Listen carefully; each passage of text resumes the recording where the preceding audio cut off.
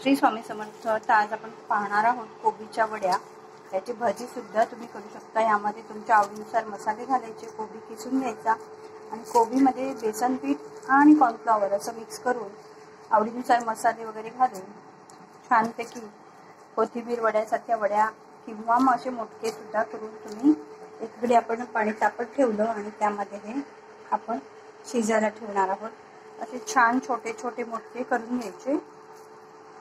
यामध्ये आपण ओवा घातला, थोडंसं तेल, तूप, मीठ, हळद हे सुद्धा ॲड केलेलं आहे आणि हिरवं वाटण किंवा तिखट तुम्हाला आवडेल तो मसाला मिक्स करून कोबीला जे पाणी सुटतं त्यामध्येच आपल्याला हे पीठ मळून घ्यायचं आणि खूप छान अशा खुसखुशीत कोबीच्या वड्या होतात तयार. त्यामध्ये थोडासा गरम मसाला सुद्धा आपण घातलेला आहे चवीसाठी आणि थोडं तूप आणि तेल घालून असे मळून घ्यायचे आणि तुमच्या आवडीप्रमाणे वड्या किंवा असे मोठे बनवून